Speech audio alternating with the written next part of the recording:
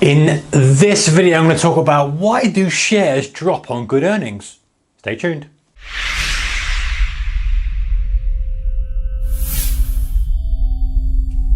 Hey traders, a very warm welcome to you. So, I've seen this question around a lot. I'm just stepping on my microphone cables, that's why I'm kicking my feet off the camera.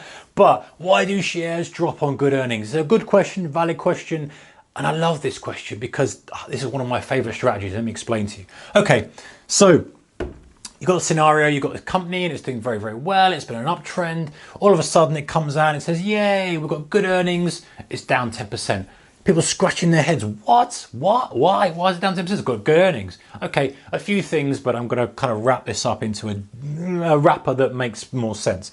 The first thing is, what were the expectations? Yes, they may have had good earnings. Okay, they may have made profit, but what was the street expecting? What were people expecting? Were they expecting incredible earnings? Were people expecting them just to obliterate and just to completely make a load of money, and they've just made a little bit of money?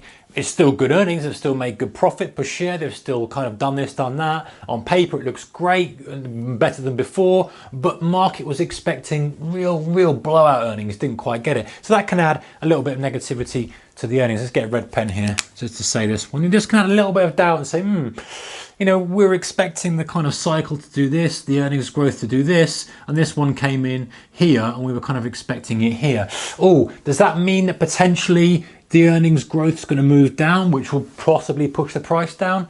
You know, let's dump some stock, let's get out of it. That could cause, you know, a drop on earnings even when it were potentially good earnings. Let's put it in inverted commas there.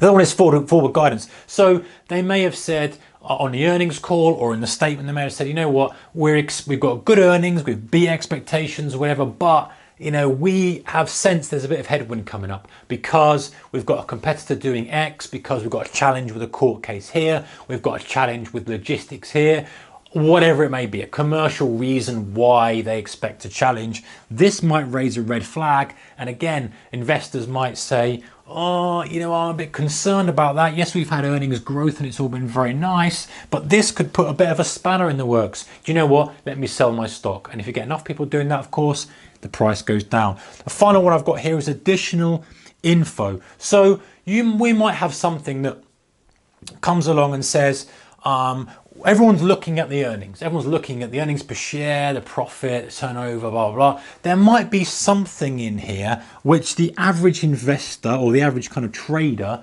isn't really aware of. Let me give you an example. So we're all looking at the earnings for, let's say, I don't know, an oil field, oil explorer, oil producer, kind of something like that. That's kind of small size. It's going out, exploring, digging wells, pumping oil, selling oil, right? I'm simplifying it, but you get the idea.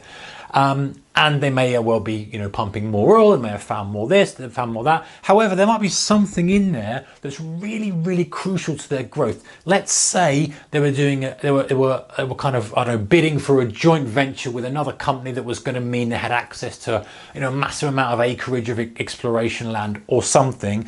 And in that earnings release, they said, you know what, we didn't get it, or we're not likely to get it, or something along those lines. I mean, I'm going down this kind of rabbit hole of an oil explorer, but it could be anything. It could be something that people have already kind of perceived, hey, you know, this is good. If they get that, then we're going to get really good earnings. So even while the bottom line numbers may look good, there might be some additional info that's really important for the company that has really affected things. I guess a better example would be something like, you know, Apple are really good earnings, but perhaps the growth in the an upcoming emerging market wasn't as strong as they expected, and so even while expectations and forward guidance are all very well, you know, the little tiny sentence that says, oh, we only sold X amount in this country, might upset people because that's the reason they're investing in the company. So these are the kind of the three things, but the main thing, guys, is literally the whole thing, the whole game, whatever you're trading,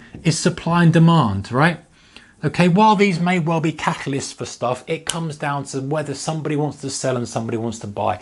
If for whatever reason you have enough people that say, you know what, I think that's the end of the earnings cycle. I want to cash in my chips. The price will go down regardless. You know, you could get the best news in the world, but if everyone thinks, you know what, I think that's the peak, and all the hedge funds who have got the position decide to dump it, you've got no buyers, your supply demand just goes like that, and you get a down day, because just purely that's how people have made a decision. You often get that to the downside with people who are really short, you know, really bad earnings, and eventually shorts just say, hey, I want to cover because it's come so low now, I'm just covering, I'm just taking profits. So whatever reason that may be, I've talked about taking profits or taking losses as a reason. There could be multiple reasons. People could have just literally been holding it for the earnings and then selling it on the earnings, or people could literally be not wanting to buy any more stock, because obviously for every buyer you've got to have a seller. So if you haven't got an aggressive buyer up there pushing it, the price isn't going to go higher, because they may well have thought, well, we've had, you know, a big cycle of earnings. Where's the value in it now? Do I think we're going to go further? I don't. So it all comes down to how people perceive it and what their decision-making process is. And you get enough of a group of people swinging one direction,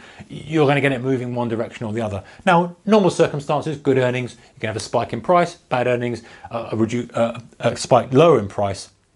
Expectations beat, spike in price. Expectations missed, profit warnings, hammering in price. Usually speaking, but again, look at your forward guidance, look at your additional info, and just think about supply demand. Sometimes things are so confusing, which is why I said at the beginning of the video, I love this kind of setup, because I love when we get confusion, when we get good earnings, good expectations, good forward guidance, can't see any additional info, and the price is still moving lower.